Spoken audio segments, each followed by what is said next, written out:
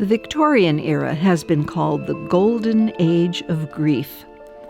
In all of human history, death has been a constant companion, but in the 19th century, when the Romantic period overturned the intellectualism of the 18th century Age of Reason, the expression of grief became a popular theme in music, literature, and art. At the same time, industrialization and the economic growth that accompanied it meant more wealth for more people. Following the example set by Queen Victoria of England, who publicly mourned for her husband for 40 years, many Americans who could afford it chose to spend time and money on elaborate social protocols regarding death. To top all this off, there arose a new movement called spiritualism, which promised people they could communicate with loved ones who had passed on to the afterlife. This is the Tanner House Museum, built in 1857 and home to William and Anna Tanner and their 9 living children. The family had several occasions to practice the art of grief and mourning because Mr. and Mrs. Tanner and their unmarried children, Imogene and Henry, all died in this house, and all but Henry were buried after funeral ceremonies in the parlor.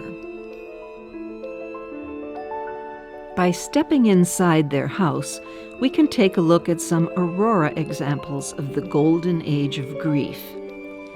Going inside, we will see items owned by the Tanners, as well as scenes from some of our many dramatic tours known as Death Comes to the Tanner House, which we present annually at the end of October. Let's begin at the front door, where we can see that we are not the only visitors. Death is here, too. When a person died in the 19th century, neighbors and friends did not need to go inside to learn the sad news. The front door was draped with black crepe fabric, and the doorbell was covered. In the 19th century, people died at home, not in hospitals. The causes were many: childbirth, infection, bronchial diseases, sepsis, addiction, accidents, and so on. And medical knowledge was scarce.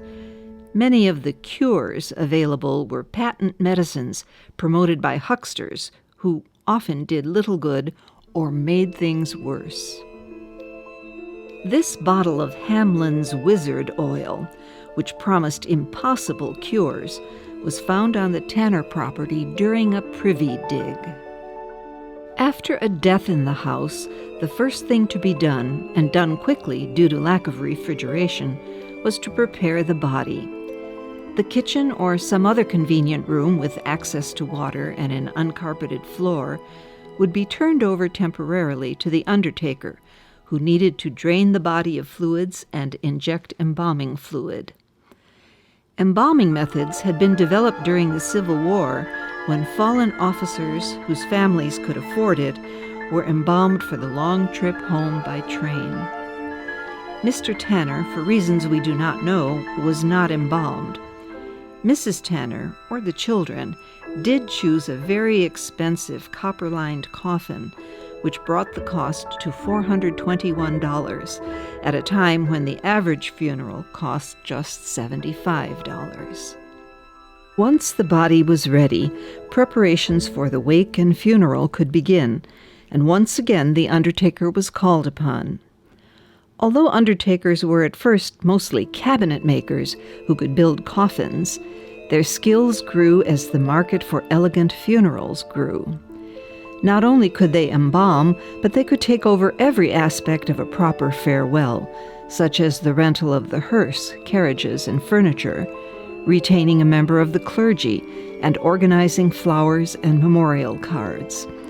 After the service, the undertaker would make sure that the body was removed from the house feet first, honoring a superstition that a lingering spirit might catch a last glimpse of the house and try to return.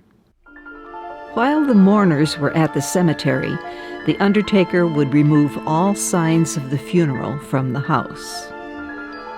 For William Tanner, who died in 1892, arrangements were undertaken by the Healy firm, one of 6 undertakers doing business in Aurora that year.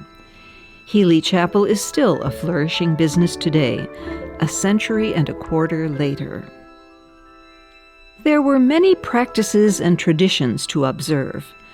For example, mirrors were covered with black fabric due to superstitions about spirits getting trapped in them, or to foil distraction and vanity among the family and visitors. Anything that could take away attention from mourning, like the piano, was likewise covered. The hands of clocks were stopped to show the moment of death. Flowers from well-wishers would send their own silent messages. Evergreens spoke of eternal life, and for an elderly person, wheat denoted both a life cut down and seeds planted for the future. Flowers had an additional job to do, to mask any unpleasant smells. The bereaved family of the deceased could observe a multitude of customs aimed at not only prolonging the memory of the deceased, but also demonstrating social status. These memorial items were called memento mori, or reminder of death.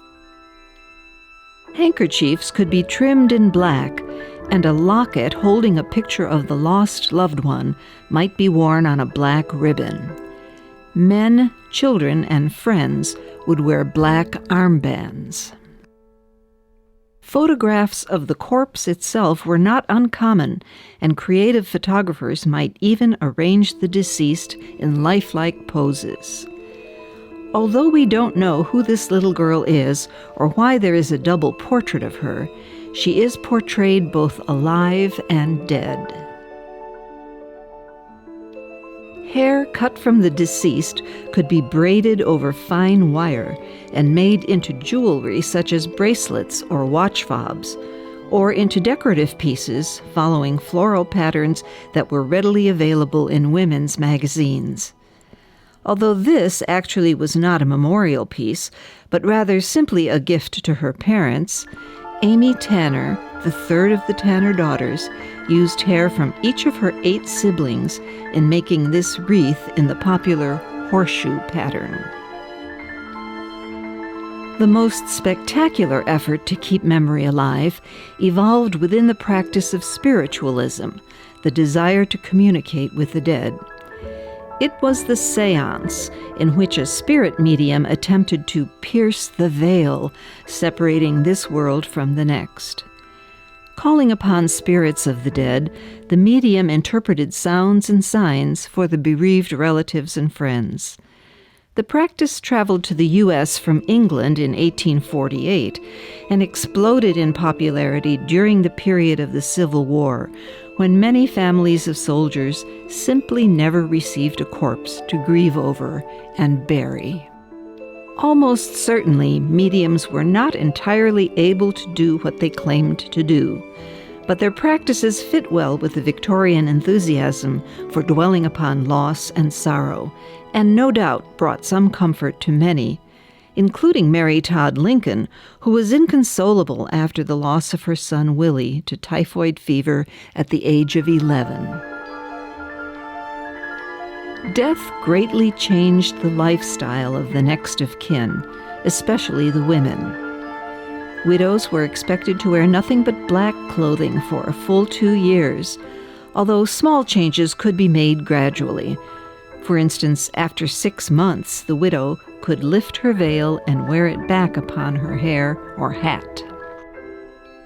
In the later periods of mourning, she could also trim her black dresses with simple laces and ribbons, and wear conservative jewelry as long as it was black.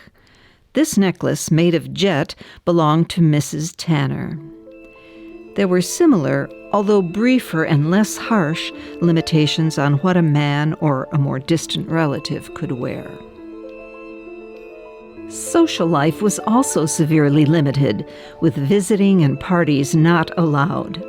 Widows stayed home. As we explored in one of our tours, however, high-spirited young people could and did flout the laws of convention regarding parties. Halloween was an especially popular holiday among the Victorians.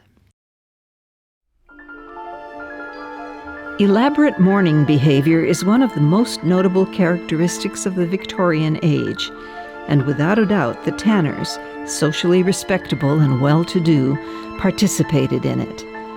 That is why every year, as the world outside grows cold and dark, we offer special tours of their home, which we call Death Comes to the Tanner House. We feel a special kinship with William, Anna, and their children, as well as a special gratitude that their house and history now belong to all Aurora. We hope someday you will join us for a dramatized tour.